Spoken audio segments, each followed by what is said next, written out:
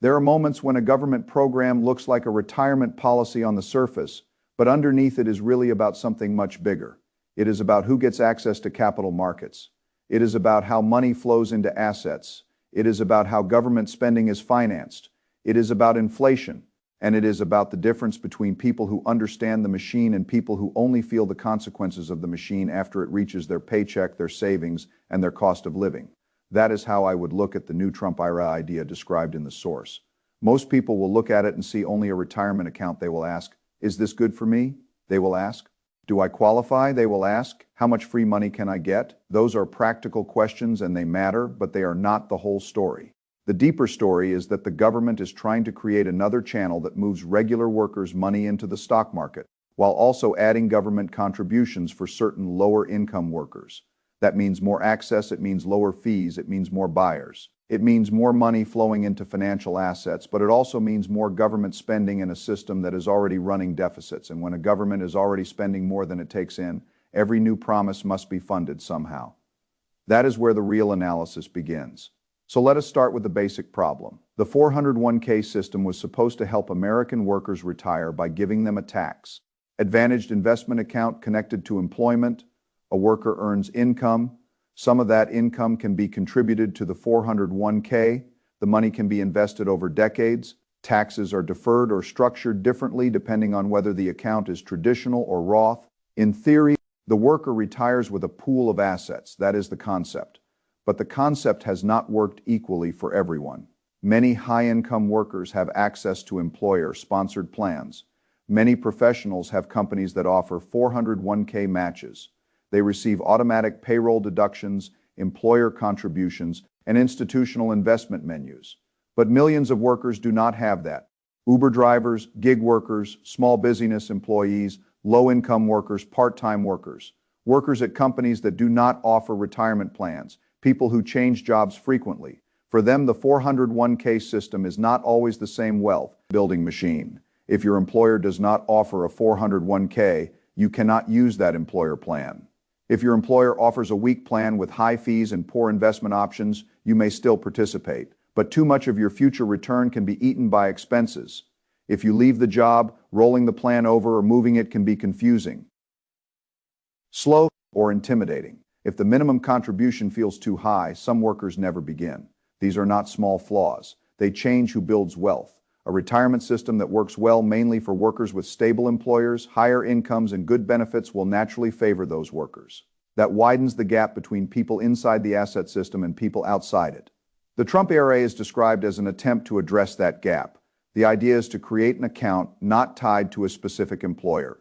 If you work in the United States, you can access it.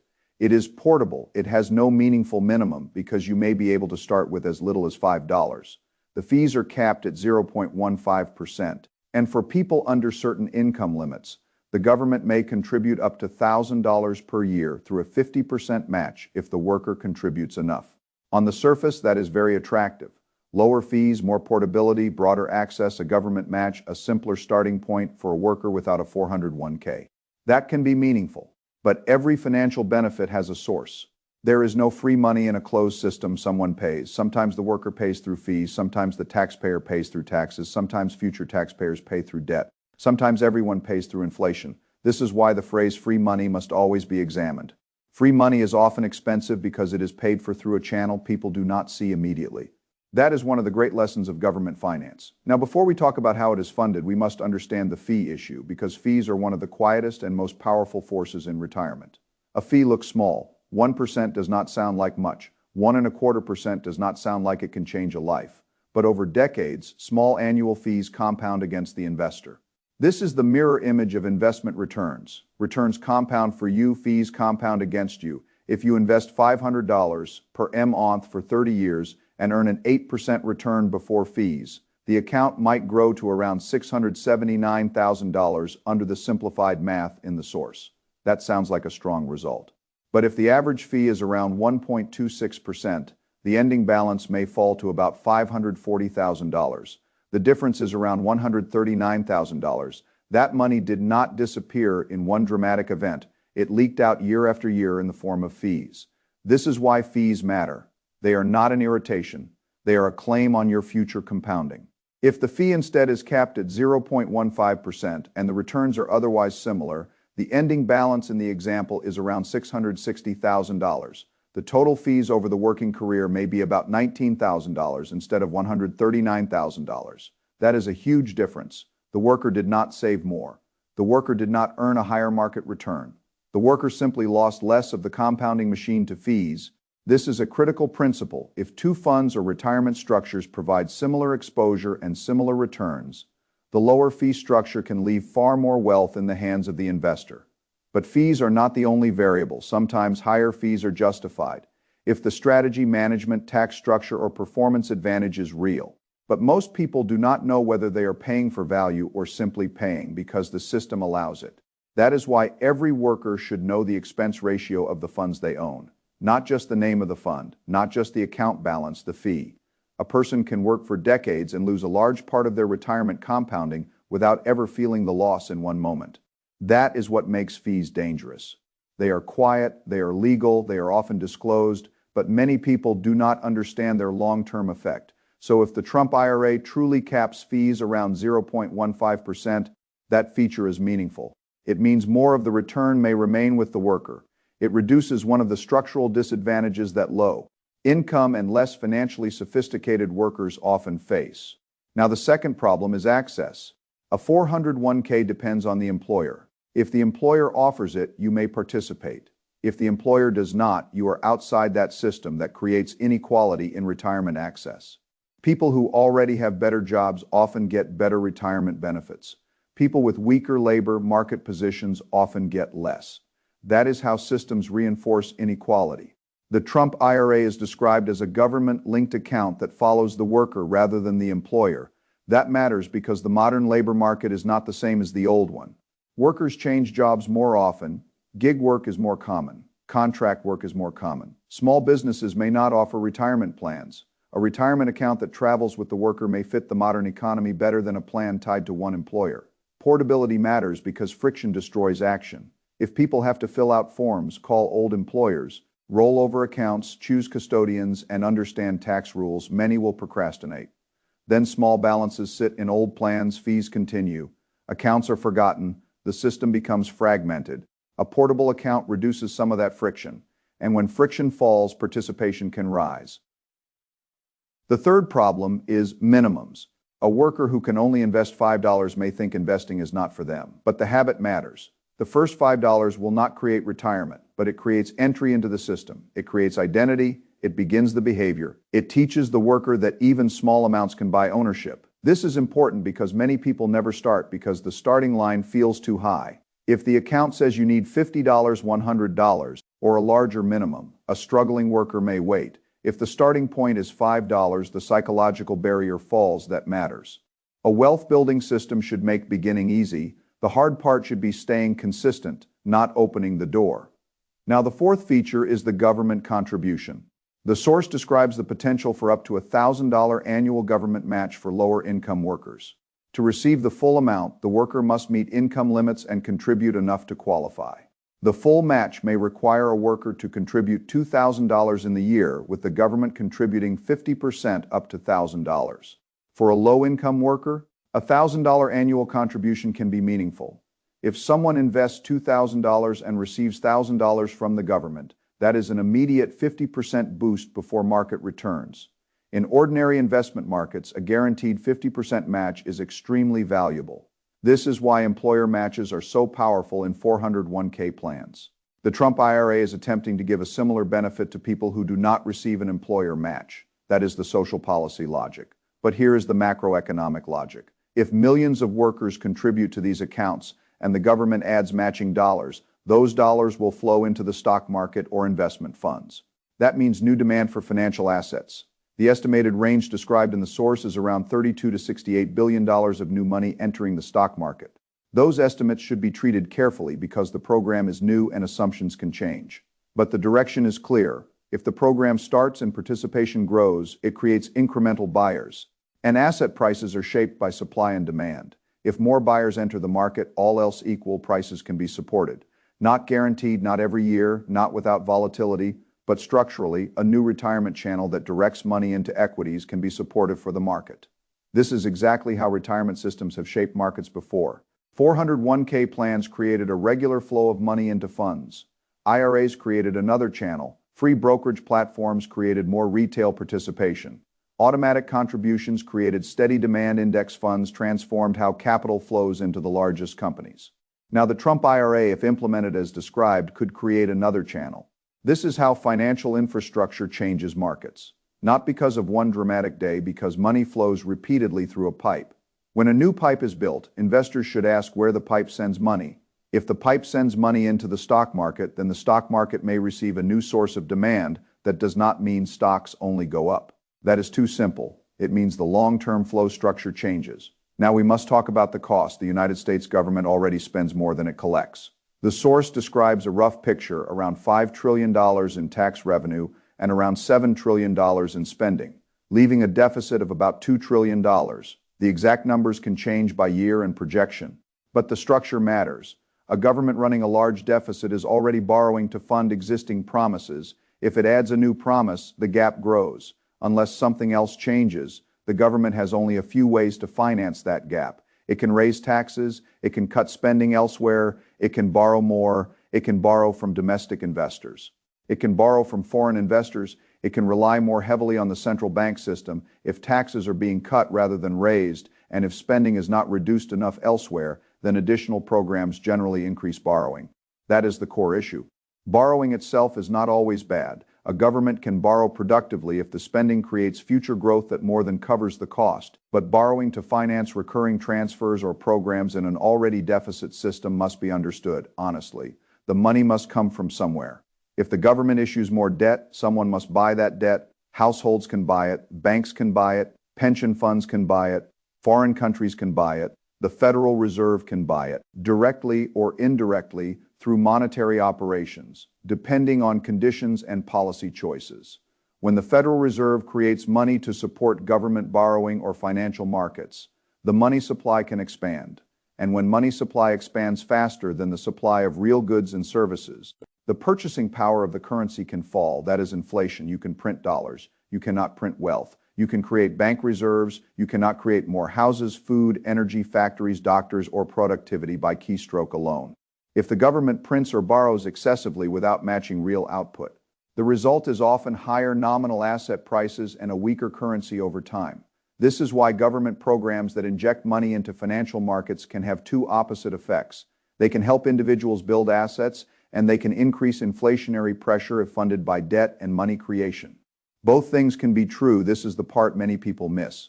A policy can be good for asset owners and bad for wage earners who do not own assets. If more money flows into the stock market, investors can benefit. If that money is funded through more debt and monetary expansion, inflation can pressure ordinary savers and workers. So the same policy can widen the gap between people who own assets and people who only hold cash or rely entirely on wages. That is why understanding the system matters. You do not want to be the person who only receives the inflation side of the policy while missing the asset side. If the government creates programs that push more money into markets, a financially literate person asks, where is the money going? And how can I own part of the asset receiving the flow? That does not mean blindly buying. It means understanding the incentive structure. Now let us talk about the stock market opportunity. If the Trump IRA creates more access and matching contributions, the immediate beneficiary is not one single company. It is broad market ownership. Money may flow into diversified funds, index funds, and low-fee options. It may support total stock market funds, SP 500 funds, and other simple products. Funds such as VTI, which tracks the total U.S. stock market, and SPY, which tracks the SP 500, are examples of broad market vehicles. The point is not that those exact funds are right for every person. The point is that they represent the kind of assets that benefit when more retirement money flows into the stock market.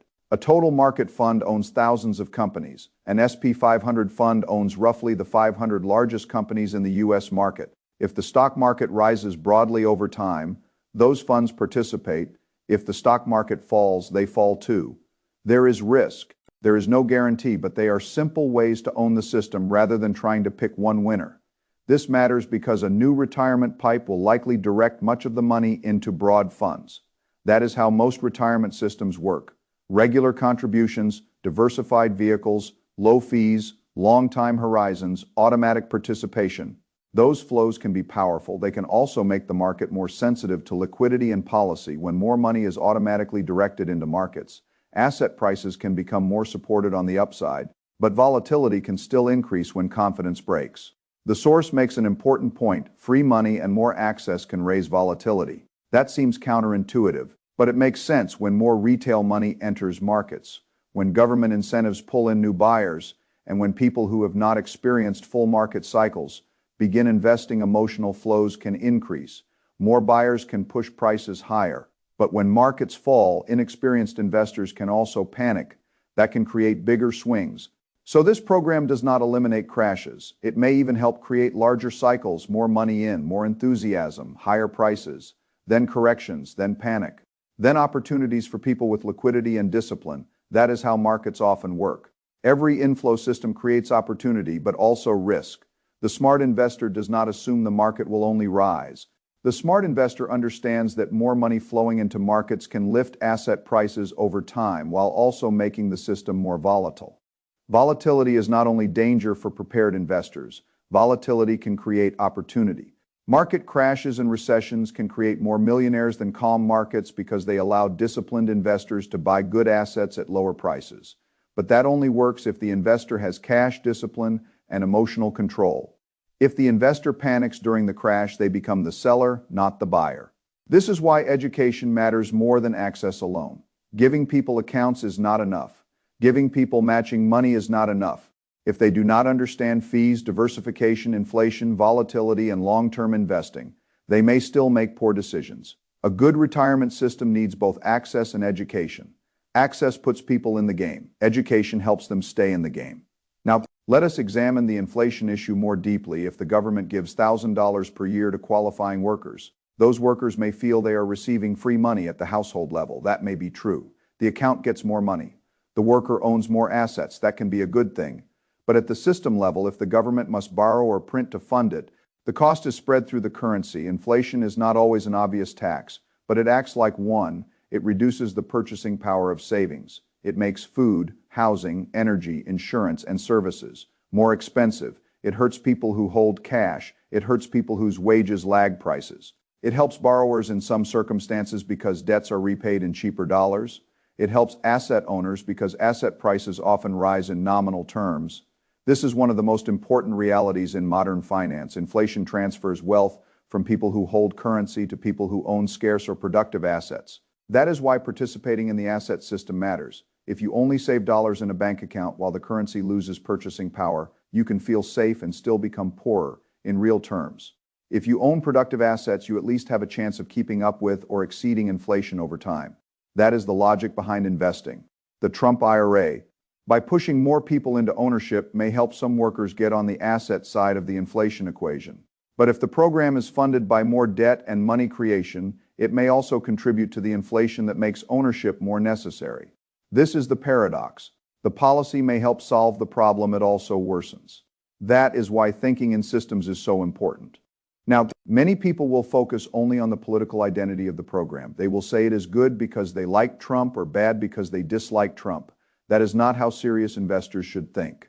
Serious investors study incentives, flows, balance sheets, and second-order consequences. The question is not whether the name appeals to you. The question is what the account does. Does it increase access? Does it lower fees? Does it create matching contributions? Does it direct money into equities? Does it increase government spending? Does it require more borrowing? Does it support asset prices? Does it add inflationary pressure? Who benefits? Who pays? Where does the money flow? Those are the questions. The answers may include both good and bad elements. That is normal. Most policies are trade-offs. A policy can expand retirement access and still create fiscal pressure. A policy can help low-income workers invest and still increase debt. A policy can support the stock market and still hurt purchasing power through inflation. The world is rarely one-dimensional. Now let us think about how a worker should approach this if they qualify. If the government offers a 50% match up to $1,000, that is difficult to ignore. If you contribute $2,000 and receive $1,000, the immediate match is powerful. But you should still understand the rules, income limits, contribution requirements, withdrawal rules, tax treatment, investment options, fees, penalties, portability, account structure. You do not want to blindly enter any account without understanding how it works. But if the program works as described and you qualify, the match may be one of the best opportunities available to build wealth. The first step is to capture the free match, if the rules and your personal finances allow it. The second step is to keep fees low. The third step is to choose diversified investments appropriate for long-term retirement. The fourth step is to keep contributing even when the market falls. The fifth step is to avoid treating the account like a short-term trading vehicle. A retirement account is not supposed to be entertainment. It is supposed to be a compounding machine. That is the mentality. Now, if you do not qualify for the government match because your income is too high, the lesson is still useful. Fees still matter. Broad market exposure still matters. Tax advantaged accounts still matter. Portability still matters. Government spending still affects inflation. New flows into the stock market still affect asset prices. So even if you cannot receive the match, you should understand the implications. A new flow of money into equities can support market demand. Inflationary funding can support nominal asset prices while hurting cash. Volatility can increase. Corrections can create buying opportunities. This is how the financially savvy think. They do not only ask, what can I receive? They ask, how does this change the environment I am investing in? That is a more powerful question. Now, let us examine the 401k more carefully. A traditional 401k allows pre-tax contributions. You put money in before taxes. It grows tax deferred. And then you pay taxes when you withdraw in retirement. A Roth 401k uses after-tax contributions. You pay taxes now. The money grows, and qualified withdrawals can be tax-free later. Both are powerful because they allow money to grow inside a protected tax structure. The problem is access and quality. Some plans have good low-cost index funds. Some plans have expensive mutual funds. Some plans have poor menus. Some plans have administrative fees. Some plans are easy to use. Others are confusing. A worker may not know whether their plan is good or bad. This is why fee awareness is essential. If your 401k has a low-cost SP 500 fund at 0.03%, it may be excellent. If it has mostly funds at 1.5% and administrative costs, you need to understand the drag. Not all 401ks are bad, not all are expensive, but averages hide differences. You must look at your actual plan, do not assume. Now, the portability issue is also real. When people change jobs, they may leave old 401ks behind, they may forget them, they may not roll them over, they may pay fees in multiple places, they may lose track of investment choices. A portable account reduces that problem. In a modern economy where many workers change jobs repeatedly, portability can be a major benefit. This is one reason employer-tied retirement systems can become outdated. The labor market changed. The retirement system did not fully adapt. The Trump IRA, at least as described, is an attempt to adapt the retirement vehicle to a more flexible and fragmented labor market. That is the practical appeal. Now let us look at the market effect again. When money flows into broad stock funds, it often flows disproportionately into the largest companies, because market cap weighted funds allocate more dollars to larger companies. This can reinforce large company dominance. If more retirement money goes into SP 500 funds, the largest companies receive the largest share of the inflows. That can support mega-cap valuations. It can also make indexes more concentrated. This is already a feature of the modern market. Indexing has many benefits: low fees, diversification, simplicity, but it also creates a flow-based system where money enters the market according to index weights. If a new retirement account channels billions into broad indexes, the biggest companies may receive a large portion of that demand that matters for investors. A broad index fund is not neutral in the sense of equal ownership. It is weighted toward the largest companies. So when you own the index, you are also making a bet that the largest companies continue to justify their weight. That may be reasonable, but it should be understood. Now, suppose the program contributes $32 to $68 billion into the stock market over time. In the context of the entire U.S. market, that is not enormous. The U.S. stock market is worth many trillions. But flows do not need to be the only force to matter. They can add to existing forces: 401k flows, IRA flows, buybacks, index fund flows, foreign capital pension allocations, retail brokerage flows. If the Trump IRA becomes another recurring pipe, its long-term significance may be larger than the first-year estimate. The most important market forces are often recurring. A one-time flow is interesting. A repeated flow becomes structural. That is why retirement accounts matter. They bring money in regularly, every paycheck, every year, across millions of workers that can support markets over long periods. Now, the government contribution itself may also create political feedback. Once people receive a benefit, it becomes hard to remove. If workers become used to a yearly government match, future politicians may hesitate to cut it.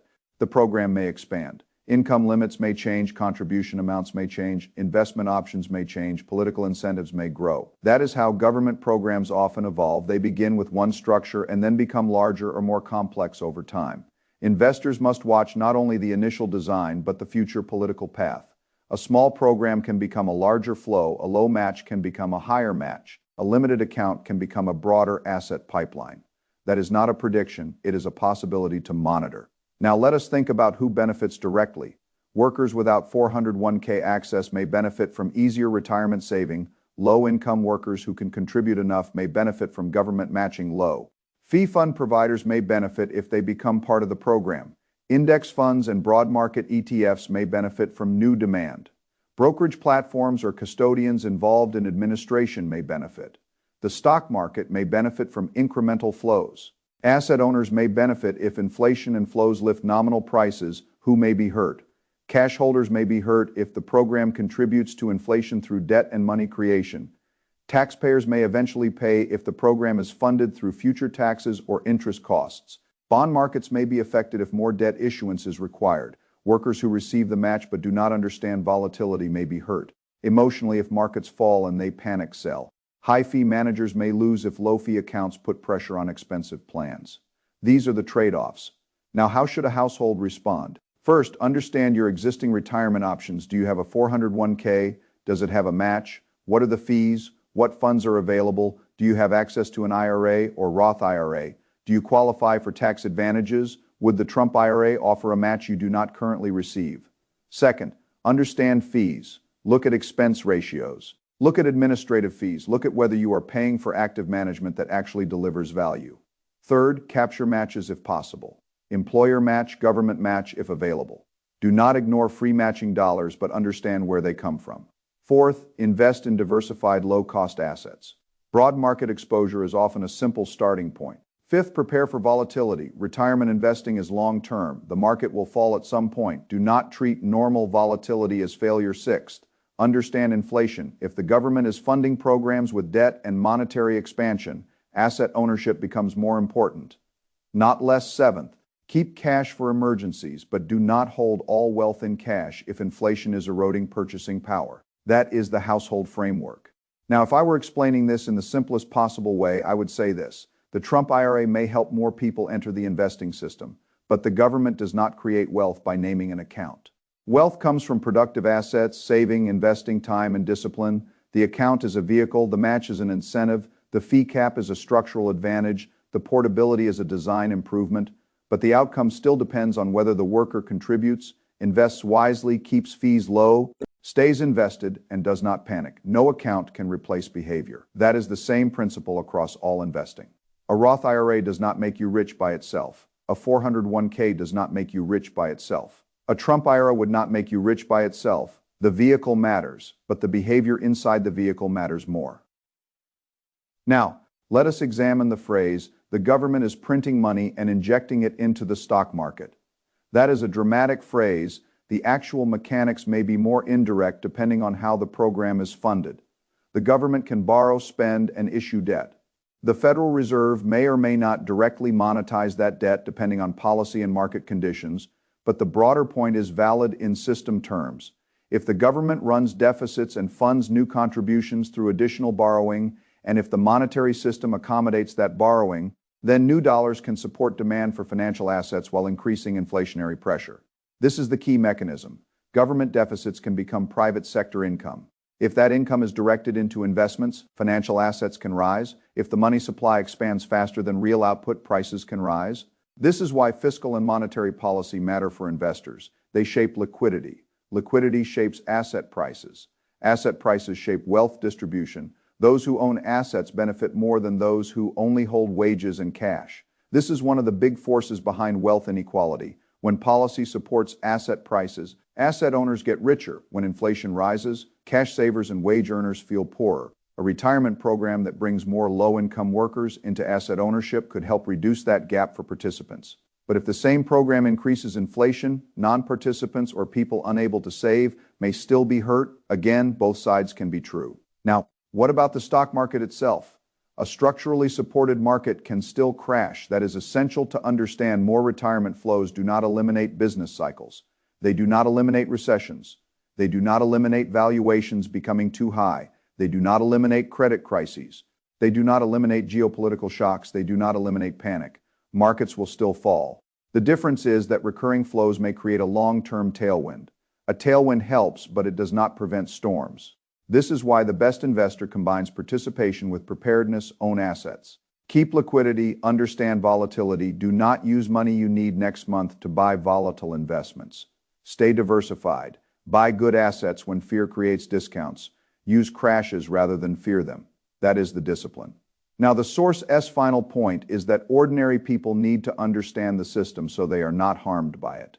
That is right. If the system is moving money into assets and you own no assets, you may be left behind. If the system is funded through inflation and you hold only cash, you may lose purchasing power. If the system rewards low fees and you pay high fees, your compounding is reduced. If the system gives matches and you do not contribute enough to get them, you leave money behind. If the system creates volatility and you panic sell, you transfer wealth to more disciplined buyers. That is how people get hurt. Not because they are bad people, because they do not understand the machine. Financial education is not optional in a world where policy, markets, and inflation are so connected. The old belief that a worker could simply earn a wage, save cash, and be fine is less reliable in a debt-driven, inflation-prone system. Workers need ownership, they need low-cost investments, they need tax awareness, they need to understand government deficits, they need to understand how asset prices are supported. They need to understand fees. They need to understand that free money has a cost somewhere. That is the real lesson of the Trump IRA. It is not only a new account, it is a signal that the government recognizes many workers are outside the asset system, a signal that low fees matter, a signal that portability matters, a signal that the stock market remains the chosen retirement engine, a signal that government policy may continue pushing more money into financial assets, a signal that inflation risk remains part of the cost. Now, if you are an investor, you should not respond with anger or excitement alone. Respond with analysis. If you qualify, study the account. If you can capture a match, consider doing so. If you already have a 401k, review your fees. If you invest in funds, check expense ratios. If you hold cash, understand inflation risk. If you own broad market funds, understand that new flows may support them but not protect them from crashes. If markets fall, remember that recurring retirement flows and long-term demand can make downturns opportunities for disciplined investors. If you are outside the market, think carefully about whether that is wise in a system designed to push money into assets. This is how to think like an investor. You look at the policy, you identify the flow, you identify who benefits, you identify who pays, you identify the second-order effects, then you position yourself prudently. Now let us bring the full structure together. The 401k system has three major weaknesses in the source: high fees, limited access, and lack of portability. The Trump IRA is presented as a response: broader worker access, lower fees, portability, low minimums, and government matching for qualifying lower-income workers. The fee cap matters because a 1.26% fee can consume enormous wealth over 30 years, while a 0.15% fee may leave far more money in the account. The government match matters because a 50% contribution up to $1,000 can meaningfully accelerate retirement savings for people who qualify. But the funding matters because the government is already running large deficits. If the money comes through more borrowing and eventual money creation, it can add inflationary pressure. Inflation hurts cash holders and wage earners while lifting nominal asset prices. The new account may direct billions of dollars into the stock market, creating more demand for broad equity funds. That demand can support asset prices but does not eliminate crashes. In fact, more access and more free money can increase volatility. Volatility creates risk for the unprepared and opportunity for disciplined investors, so the right response is not to worship the program or reject it blindly. The right response is to understand it, use the benefits if they apply, protect yourself from the costs. Own productive assets, keep fees low, stay diversified, do not panic during volatility, and always remember that government money is never truly free. It is paid by someone somewhere through taxes, debt, inflation, or reduced purchasing power. If you understand that you can operate inside the system instead of being operated on by it, that is the purpose of financial education. Not to complain about the machine, to understand it well enough to make better decisions. The Trump IRA may or may not become exactly what the source describes. The details can change, the political path can change, implementation can change, but the principles will remain. Access matters, fees matter, portability matters. Government matches matter, deficits matter, inflation matters, flows into assets matter.